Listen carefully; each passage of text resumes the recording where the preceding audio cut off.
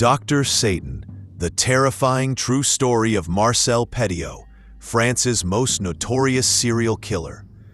The story of Marcel Petiot, infamously known as Dr. Satan or the Butcher of Paris, is one of the most chilling tales of deception, brutality, and wartime horror.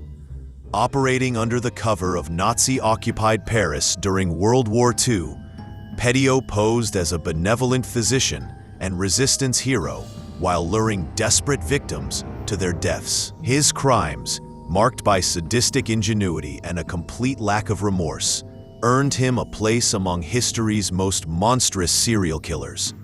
This is his full story, from his disturbed childhood to his gruesome crimes and eventual execution.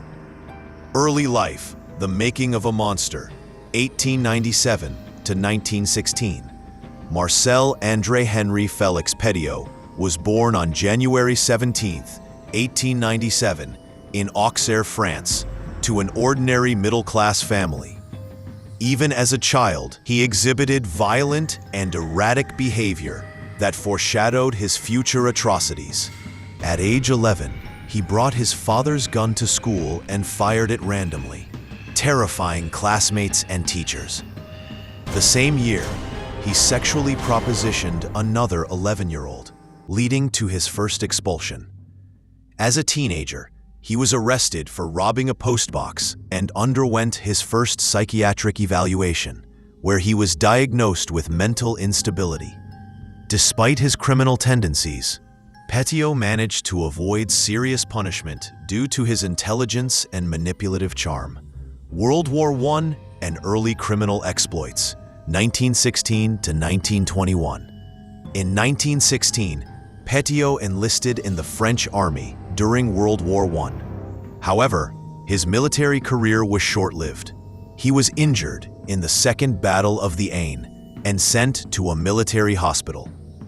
There, he stole morphine, military blankets, and personal belongings from other wounded soldiers. He was diagnosed with a nervous breakdown and transferred to psychiatric facilities multiple times. In 1918, he self-inflicted a grenade wound to avoid returning to the front, securing a military pension. After the war, Petiot exploited a fast-track education program for veterans and completed medical school in just 8 months. By 1921, he was a licensed physician, a profession he would later weaponize for murder. Medical career and first suspected killings, 1921 to 1939. Petiot began practicing medicine in Villeneuve-sur-Yonne, where his fraudulent and predatory behavior escalated.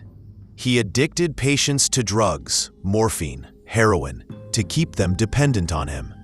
He double-billed the government by secretly applying for state medical aid while charging patients. He performed illegal abortions, a dangerous and taboo practice at the time. The disappearance of Louise Delavay, 1926. Petiot met Louise Delavay, the daughter of an elderly patient, and she vanished shortly after.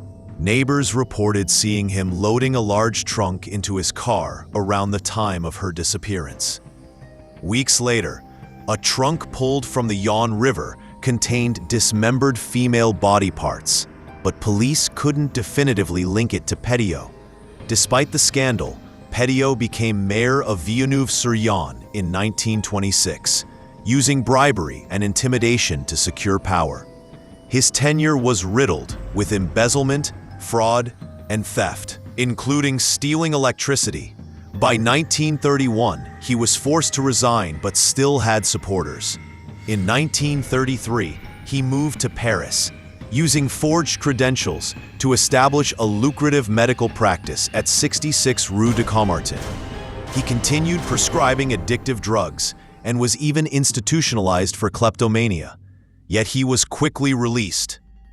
World War II and the rise of Dr. Satan, 1940 to 1944. When Nazi Germany occupied Paris in 1940, Petiot saw an opportunity. He avoided forced labor conscription by forging disability certificates and began posing as a resistance fighter. The fake escape network. Petiot devised a horrifying scheme under the alias Dr. Eugene. He claimed to run an escape route to Argentina for Jews, resistance fighters, and criminals fleeing the Gestapo. Victims paid 25,000 francs, a fortune at the time, for safe passage.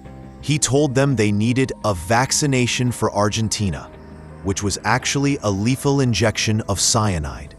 After they died, he stripped them of valuables, jewelry, cash, identity papers, and disposed of the bodies in the Seine River. Early victims, quicklime pits to dissolve flesh, a coal-fired furnace in his home. The Gestapo's mistake. Ironically, the Nazis helped Petiot by eliminating his competition. The Gestapo had heard rumors of an underground escape network and assumed Petiot was part of the French resistance. They sent an informant, Robert Dreyfus, to infiltrate the operation, but he vanished, likely killed by Petiot. The Gestapo arrested 3 of Petiot's accomplices, torturing them for resistance intel they didn't have. They never realized they were dealing with a serial killer, not a resistance cell.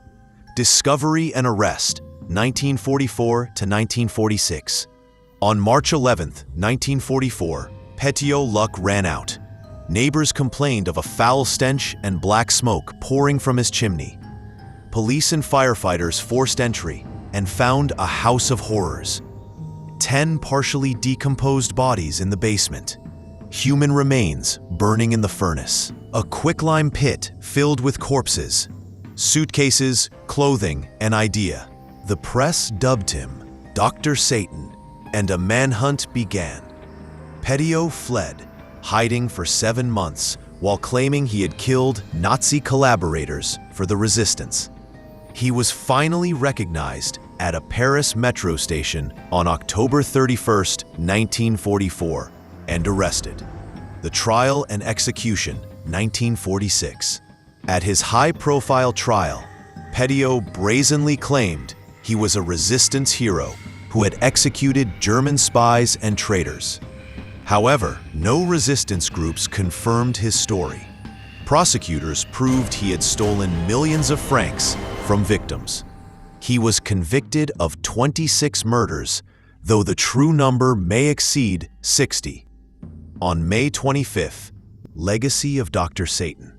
Petiot's crimes remain shocking due to his medical authority, which he weaponized to gain trust, his exploitation of wartime chaos to evade detection, the sheer audacity of his lies, even in court.